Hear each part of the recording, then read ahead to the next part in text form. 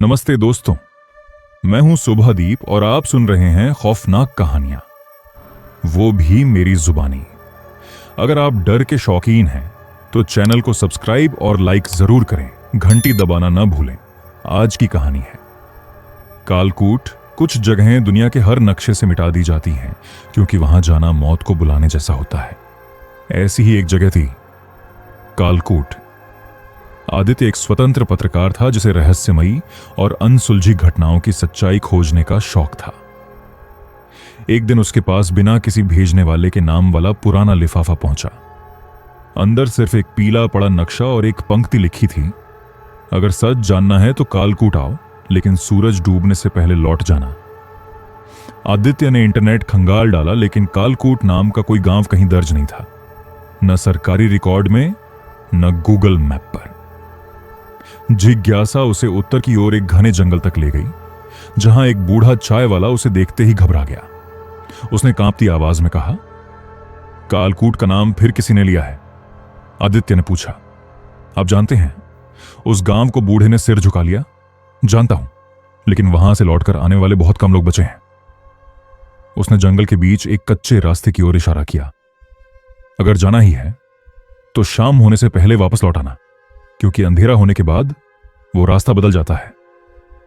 आदित्य मुस्कुराया और कैमरा लेकर आगे बढ़ गया। करीब 2 घंटे बाद जंगल खत्म हुआ और सामने एक विशाल लकड़ी का टूटा हुआ फाटक दिखाई दिया, जिस पर धुंधले अक्षरों में लिखा था, कालकूट ग्राम में आपका स्वागत है। गांव बिल्कुल शांत था। न बच्चे खेल रहे थे, न किसी घर से धुआं उठ रहा था, न कोई जानवर दिखाई दे रहा था, सिर्फ सन्नाटा। आदित्य ने कैमरा ऑन किया, लेकिन स्क्रीन अचानक काली हो गई। मोबाइल में नेटवर्क गायब था। गांव के बीचों बीच एक पुराना कुआं था, जिसके पास सफेद कपड़ों में खड़ी एक बूढ़ी औरत उसे लगातार देख रही थी। आदित्य उसके पास पहुंचा और पूछा, यहां कोई रहता नहीं है क्या? बूढ़ी औरत मुस्कुराई, रहते हैं, लेकिन दिन में नहीं। इतना कहकर वह धीरे धीरे कुएं के पीछे चली गई। आदित्य तुरंत उसके पीछे गया, लेकिन वहां कोई नहीं था। अचानक पूरे गांव में एक साथ घंटियां बजने लगी। सूरज डूबने लगा था। उसी समय हर घर का दरवाजा अपने आप खुल गया। अंदर गहरा अंधेरा था और उन अंधेरे कमरों से दर्जनों लाल चमकती आंखें आदित्य को घूर रही थीं। आदित्य के पैरों तले जमीन खिसक गई। उसे बूढ़े चाय वाले की बात याद आई, अंधेरा होने से पहले लौट जाना, लेकिन अब वापस जाने वाला रास्ता गायब हो चुका था। आदित्य ने घबरा कर पीछे देखा। जिस रास्ते से वह गांव में आया था, वहां अब केवल घना कोहरा था। ऐसा लग रहा था जैसे जंगल ने खुद ही रास्ता निगल लिया हो। चारों तरफ फैली लाल आंखें धीरे धीरे उसकी ओर बढ़ने लगीं। उसने हिम्मत जुटाई और टॉर्च जला दी। जैसे ही रोशनी उन आंखों पर पड़ी, सब कुछ गायब हो गया। पूरा गांव फिर से शांत हो चुका था। आदित्य ने राहत की सांस ली, लेकिन तभी उसके कैमरे से अपने आप रिकॉर्डिंग चलने लगी। स्क्रीन पर वही गांव दिखाई दे रहा था, लेकिन वीडियो में दर्जनों लोग सड़कों पर घूम रहे थे। अजीब बात यह थी कि असल में सड़कें पूरी तरह खाली थीं। वीडियो में एक आदमी कैमरे की तरफ देखकर हाथ हिला रहा था। फिर उसने होंठ हिलाए। कैमरे की आवाज अपने आप तेज हो गई। उसमें साफ सुनाई दिया, तुम हमें देख सकते हो, इसलिए तुम अब वापस नहीं जा सकते। अचानक कैमरा बंद हो गया। उसी समय गांव के मंदिर से ढोल की धीमी आवाज आने लगी। हर आवाज के साथ जमीन हल्की हल्की कांप रही थी। आदित्य आवाज का पीछा करते हुए मंदिर तक पहुंचा। मंदिर पूरी तरह टूटा हुआ था। दरवाजे पर काले रंग से एक चेतावनी लिखी थी, सूर्यास्त के बाद भीतर मत आना। लेकिन मंदिर के अंदर किसी बच्चे के रोने की आवाज आ रही थी। आदित्य ने दरवाजा धीरे से खोला। अंदर चारों ओर सैकड़ों पुराने दिए जल रहे थे। बीच में एक 10 साल का लड़का सिर झुकाकर बैठा था। आदित्य ने पूछा, तुम कौन हो? लड़के ने धीरे धीरे सिर उठाया। उसकी आंखें पूरी तरह सफेद थीं। वह बोला, मैं आखिरी जिंदा इंसान हूं। आदित्य ने उसका हाथ पकड़ने की कोशिश की, तभी लड़का जोर से चिल्लाया, भागो, वे जाग चुके हैं। अचानक मंदिर का मुख्य दरवाजा अपने आप बंद हो गया। दिए एक एक करके बुझने लगे। पूरा मंदिर अंधेरे में डूब गया। फिर उसी अंधेरे से सैकड़ों फुसफुसाती आवाजें गूंजने लगीं। एक और आ गया, अब यह भी यहीं रहेगा। आदित्य ने टॉर्च जलाई, लेकिन इस बार टॉर्च की रोशनी में जो दिखाई दिया उससे उसका खून जम गया। मंदिर की हर दीवार पर इंसानों की परछाइयां चिपकी हुई थीं। वे जिंदा थीं, उनकी आंखें खुली हुई थीं और वे सभी एक साथ आदित्य की ओर मुस्कुरा रही थीं। उसी समय मंदिर के गर्भगृह से किसी भारी चीज के घसीटने की आवाज आने लगी। हर आवाज पहले से ज्यादा करीब आती जा रही थी। आदित्य ने कांपते हुए टॉर्च उस ओर घुमाई। अंधेरे में दो चमकती लाल आंखें धीरे धीरे खुलीं और एक डरावनी आवाज गूंजी, कालकूट ने तुम्हें स्वीकार कर लिया है। लाल आंखें अंधेरे में धीरे धीरे और स्पष्ट होने लगीं। आदित्य का शरीर डर से सुन्न पड़ चुका था। गर्भगृह से एक लंबी काली आकृति बाहर निकली। उसका चेहरा दिखाई नहीं दे रहा था, लेकिन उसके चारों ओर काला धुआं घूम रहा था। वह एक कदम आगे बढ़ी। मंदिर की दीवारों पर चिपकी सभी परछाइयां एक साथ फुसफुसाईं। मुखिया आ गया। आदित्य बिना देर किए मंदिर की दूसरी ओर भागा। पीछे से भारी कदमों की आवाज लगातार उसका पीछा कर रही थी। मंदिर के पीछे एक संकरी सुरंग दिखाई दी। वह उसी में घुस गया। सुरंग बहुत पुरानी थी। दीवारों पर अजीब निशान बने थे जो हल्की नीली रोशनी छोड़ रहे थे। कुछ दूर जाने पर उसे एक लकड़ी का दरवाजा मिला। दरवाजा खोलते ही वह एक पुराने तहखाने में पहुंचा। तहखाने में धूल से ढकी सैकड़ों डायरियां और नक्शे रखे थे। एक मेज पर पीतल का लालटेन अब भी जल रहा था, जैसे कोई अभी अभी यहां से गया हो। आदित्य ने सबसे ऊपर रखी डायरी खोली। पहले ही पन्ने पर लिखा था, यदि तुम यह पढ़ रहे हो तो समझ लो कि कालकूट ने तुम्हें चुन लिया है। डायरी लगभग 50 साल पुरानी थी। उसमें लिखा था कि कालकूट कभी एक साधारण गांव था, लेकिन गांव के लोगों ने अमर होने की लालच में जंगल की एक रहस्यमयी शक्ति से समझौता किया। बदले में उस शक्ति ने उनकी इच्छाएं पूरी की। फिर एक रात उसने अपनी असली कीमत मांगी। पूरा गांव हमेशा के लिए उसकी कैद बन गया। उस दिन के बाद कालकूट नक्शों से गायब होने लगा। जो भी यहां पहुंचता वह कभी पूरी तरह लौट नहीं पाता। आदित्य डायरी पढ़ ही रहा था कि उसे एक और पन्ना मिला। उस पर उसका अपना नाम लिखा था। आदित्य उसके हाथ कांपने लगे। यह डायरी तो 50 साल पुरानी थी, फिर इसमें उसका नाम कैसे लिखा हो सकता था? उसने अगला पन्ना पलटा। उसमें लिखा था, आज रात आदित्य गांव में आएगा। वह सत्य खोजने की कोशिश करेगा, लेकिन सत्य उससे ही निगल जाएगा। आदित्य का गला सूख गया। तभी पीछे से किसी ने धीमी आवाज में कहा, जो लिखा है वही होता है।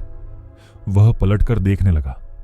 तहखाने के कोने में वही सफेद कपड़ों वाली बूढ़ी औरत खड़ी थी।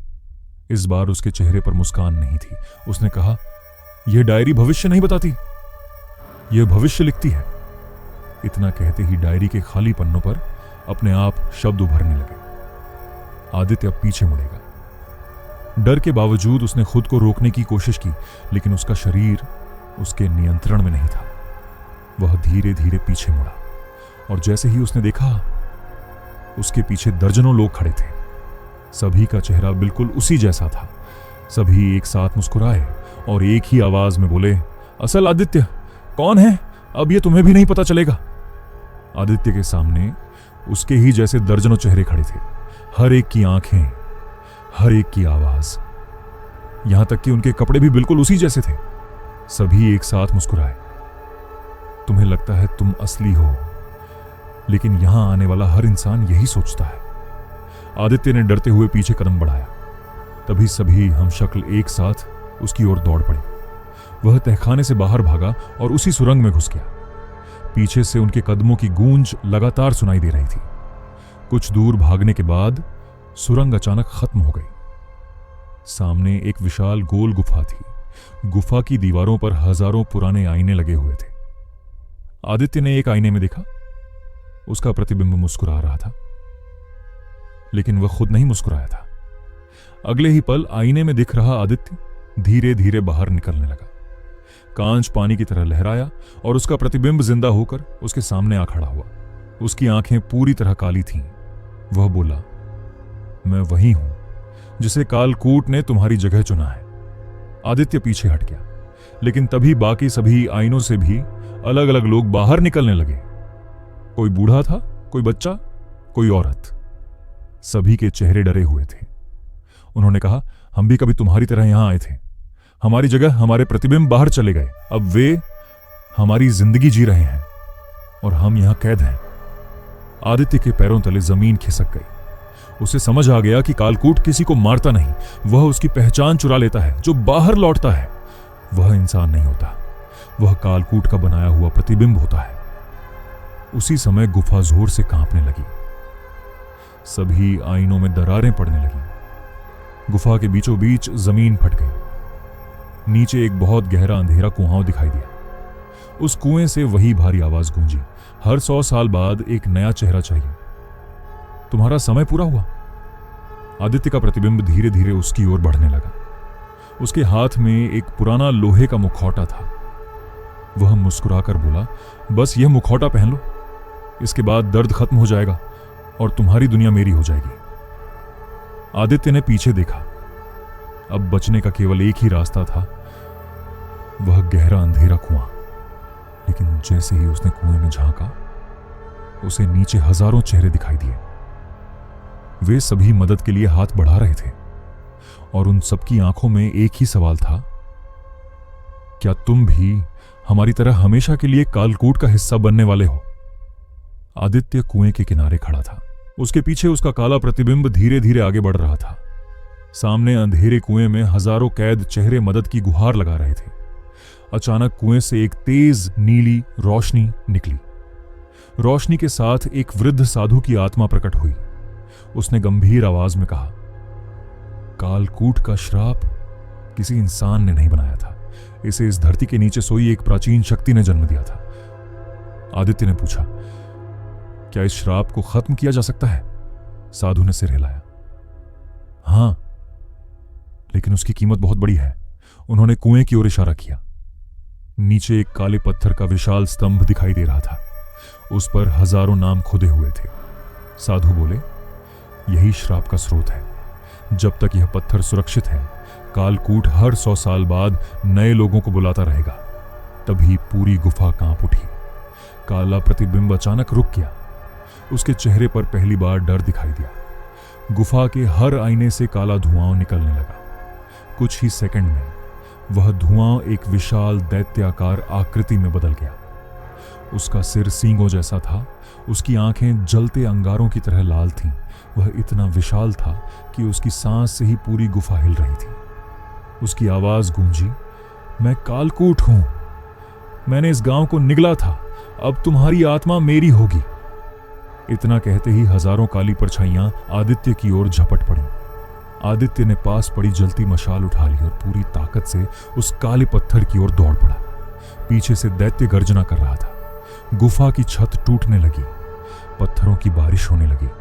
आदित्य पत्थर तक पहुंच गया। उसने पूरी ताकत से मशाल उस काले स्तंभ पर दे मारी। पहले कुछ नहीं हुआ, फिर पूरे स्तंभ में लाल दरारें फैलने लगीं। अचानक पूरे कालकूट में भयानक चीखें गूंज उठीं। गांव के सभी घर एक साथ हिलने लगे। मंदिर की घंटियां अपने आप बजने लगीं। आसमान पर छाया काला बादल गोल गोल घूमने लगा। दैत्य पहली बार दर्द से चिल्लाया, लेकिन अगले ही पल उसने क्रोध से आदित्य की ओर देखा। वह गर्जा, अगर श्राप टूटेगा तो तुम्हें मेरी जगह लेनी होगी। यह सुनते ही साधु की आत्मा चिल्लाई, फैसला अभी करना होगा। या तो खुद को बचाओ या हमेशा के लिए कालकूट का अंत कर दो। आदित्य ने एक गहरी सांस ली। उसने दैत्य की आंखों में देखा और बिना एक पल गंवाए उस टूटते हुए काले स्तंभ को दोनों हाथों से पकड़ लिया। उसी क्षण पूरी गुफा सफेद रोशनी से भर गई और आदित्य की एक दर्दनाक चीख पूरे कालकूट में गूंज उठी। पूरी गुफा सफेद रोशनी से भर चुकी थी। आदित्य दोनों हाथों से उस काले पत्थर को पकड़े खड़ा था। उसके शरीर से निकलती रोशनी और पत्थर से उठता काला धुआं आपस में टकरा रहे थे। कुछ ही क्षणों में पूरी गुफा भूकंप की तरह कांपने लगी। काला दैत्य भयानक गर्जना करने लगा। नहीं, यह नहीं हो सकता। उसकी आवाज पूरे कालकूट में गूंज उठी। एक एक करके गुफा के सभी आईने टूटने लगे। उनमें कैद आत्माएं आजाद होने लगीं। सैकड़ों नहीं, हजारों आत्माएं आसमान की ओर उठने लगीं। उनके चेहरों पर वर्षों बाद शांति दिखाई दे रही थी। सफेद कपड़ों वाली बूढ़ी औरत मुस्कुराई। उसने पहली बार आदित्य को आशीर्वाद दिया। धीरे धीरे उसका शरीर प्रकाश में बदल गया और वह हमेशा के लिए मुक्त हो गई। वही छोटा लड़का जिसकी आंखें सफेद थीं, अब बिल्कुल सामान्य दिखाई दे रहा था। वह बोला, धन्यवाद, अब हम आजाद हैं। इतना कहते ही वह भी प्रकाश बनकर गायब हो गया। लेकिन तभी साधु की आत्मा घबराकर चिल्लाई, आदित्य, अभी सब खत्म नहीं हुआ। काला पत्थर पूरी तरह टूट चुका था। उसके नीचे धरती में एक विशाल दरार खुल गई। उस दरार से पहले से भी अधिक भयानक अंधेरा बाहर आने लगा। साधु कांपती आवाज में बोले, यह पत्थर श्राप नहीं था, यह तो उस शक्ति की कैद था। आदित्य की आंखें फैल गईं, जिसे वह श्राप का अंत समझ रहा था, वह तो असली कैद का टूटना था। अचानक धरती फट गई। उस दरार से एक विशाल काला हाथ बाहर निकला, फिर दूसरा। कुछ ही पल बाद एक ऐसी भयावह आकृति बाहर आई जिसे देखकर दैत्य भी घुटनों के बल झुक गया। उसकी कोई आंख नहीं थी, कोई चेहरा नहीं था, सिर्फ अनगिनत मुंह उसके पूरे शरीर पर खुलते और बंद होते जा रहे थे। सभी मुंह एक साथ बोले, मैं काल हूं और कालकूट मेरा द्वार था। आदित्य ने समझ लिया कि अगर यह शक्ति पूरी तरह बाहर आ गई तो सिर्फ कालकूट नहीं, पूरी दुनिया खतरे में पड़ जाएगी। साधु ने अंतिम बार कहा, द्वार को केवल एक जीवित आत्मा ही हमेशा के लिए बंद कर सकती है। आदित्य मुस्कुराया। उसे पता था कि अब लौटने का कोई रास्ता नहीं है। उसने अपनी जेब से वह पुराना नक्शा निकाला जिसे लेकर वह यहां आया था। नक्शा अब जलने लगा। आदित्य ने उसे उस खुली दरार में फेंक दिया और बिना एक पल रुके खुद भी उसमें छलांग लगा दी। जैसे ही वह अंधेरे में समाया, पूरी धरती एक भीषण धमाके से कांप उठी। कुछ ही सेकंड बाद सब कुछ शांत हो गया। दरार बंद हो चुकी थी, गुफा गायब हो गई, मंदिर मिट्टी में समा गया और पूरा कालकूट गांव धीरे धीरे धुंध में विलीन होने लगा। 1 वर्ष बाद पुरातत्व विभाग की एक टीम उसी जंगल में पहुंची। उन्होंने पूरे इलाके की खोज की। उन्हें वहां किसी गांव का कोई निशान नहीं मिला, न कोई मंदिर, न कुआं, न घर। सिर्फ एक जंग लगा कैमरा पड़ा था। जब उसकी मेमोरी चलाई गई तो आखिरी वीडियो में आदित्य दिखाई दिया। वह कैमरे की ओर देखकर मुस्कुरा रहा था। फिर उसने केवल एक वाक्य कहा, अगर तुम्हें यह वीडियो मिला है तो कालकूट फिर किसी को बुला रहा है। वीडियो अचानक बंद हो गया। स्क्रीन कुछ सेकंड तक काली रही, फिर बिना किसी के छुए कैमरा दोबारा चालू हो गया। इस बार स्क्रीन पर आदित्य नहीं था, सिर्फ वही लकड़ी का टूटा हुआ फाटक दिखाई दे रहा था जिस पर ताजा अक्षरों में लिखा था, कालकूट ग्राम में आपका स्वागत है। और फाटक के पीछे एक नई परछाई खड़ी मुस्कुरा रही थी। सो आई होप गाइज आपको यह हॉरर स्टोरी अच्छी लगी होगी, तो चैनल को सब्सक्राइब जरूर करें।